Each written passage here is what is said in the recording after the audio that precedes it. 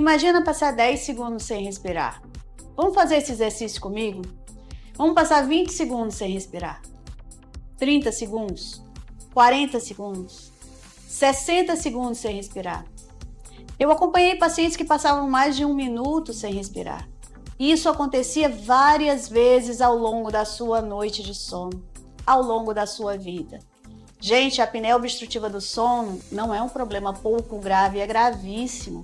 É um problema que pode impactar a tua vida de forma a te levar a ter um AVC, um derrame, pode te levar até a morte súbita. Quantas pessoas não têm apneia e simplesmente vivem sem ter um diagnóstico?